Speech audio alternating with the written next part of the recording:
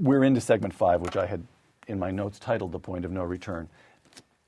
You mentioned in Dismantling America such a point in foreign policy. Let me quote you, Tom. Iran is advancing step by step toward nuclear weapons.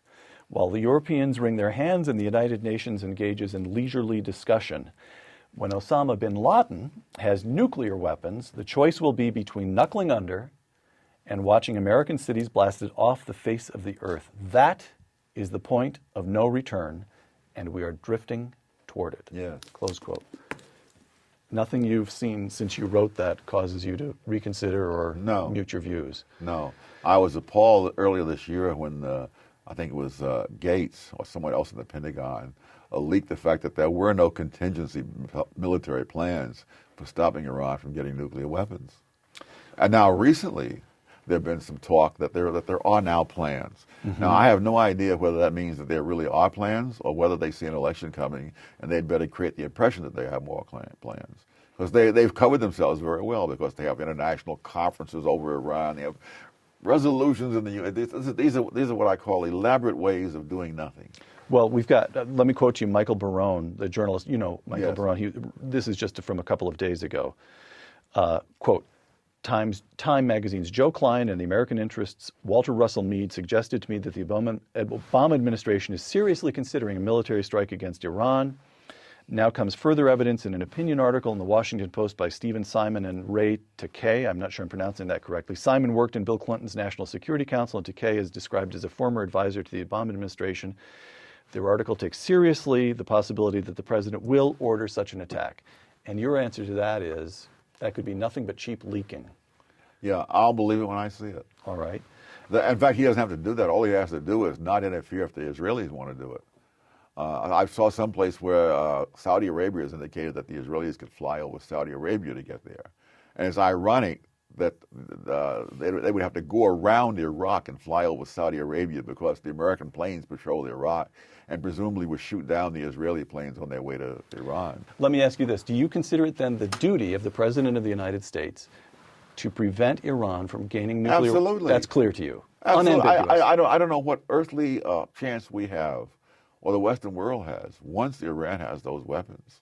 You know, it took two weapons. What about this notion of deterrence? It worked during the Cold War. Yeah, the Russians did not want us to blast Moscow off the map.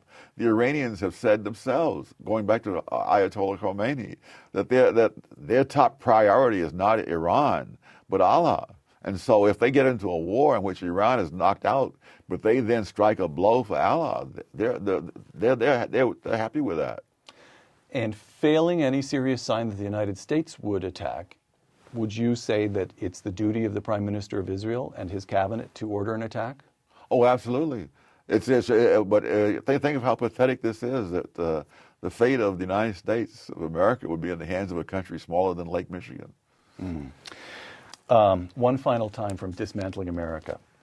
To follow Rome, one of the greatest civilizations of all time, as it degenerated and fractured, is especially painful in view of the parallels to what is happening in America in our own times. Close quote. Yeah.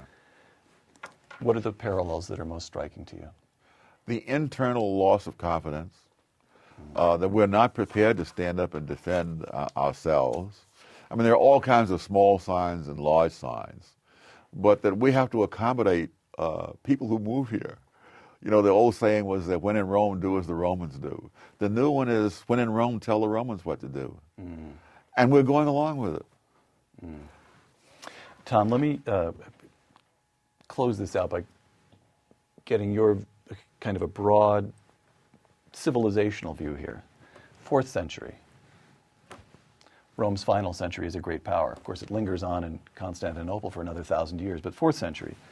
We have St. Augustine watching from North Africa as his beloved Rome, where he studied, he's a great product of classical civilization, is sacked. And he responds by averting his gaze from this world and writing the city of God. He shifts his attentions to heaven. A few decades later, we have St. Benedict of Nursia up in northern Italy. And he's the founder of great monasteries, attempting to hoard, in a certain sense, what learning he can, and hoping that later there will be regrowth. And he adopts a motto which translates from the Latin, to pruned, it will grow again. So is Tom Sowell an Augustine who's insisting on underlying principles and a kind of eternal values, but actually foresees, believes that what he is observing is total collapse? Or is he a Benedict, hoping for, preparing for, doing what he can to initiate rebirth? Well, I'm at an age where I couldn't play either of those roles. You look pretty saintly to me, Tom. You need new glasses, but no, I think it was really. But what I meant about the pathetic aspect of the aftermath of the collapse of Rome is, these heroic efforts, which ultimately paid off, many centuries later. But there were centuries to live through. Imagine, Well, the Dark Ages were dark. Yes, imagine living in the midst of ruins that you don't even have the knowledge to repair, much less to build. Oh, that's what you mean in the passage when you talk about the pathetic attempt to rebuild among the ruins. Yes. The sense that there was a civilization here. And it was all around you. And I think this is part of the reason that the Europe of that era is thought of as a backward-looking civilization. They had good reason to look backwards because the people before them had achieved far more than they were capable of achieving or even sustaining.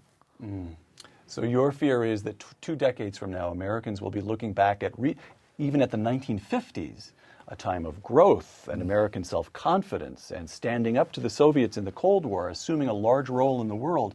That'll be gone, and we'll have the feeling that we're pygmies by comparison with... There's something of this in Tom Brokaw's book, The Greatest Generation. Yes. There's a kind of nostalgia, a feeling that those who came just before us were bigger people somehow. They were. They were. Yes. All right. Last question. If you could offer one sentence of counsel to the President of the United States, what would you say, Tom? Resign. No, I can't end the program on that. If you could offer one sentence of counsel to some 20-year-old kid who's watching this webcast, and by the way, when we put up a notice that you're going to appear on Twitter or Facebook, you are a rock star to college kids. I want you to know that. So there's hope. You're reaching people.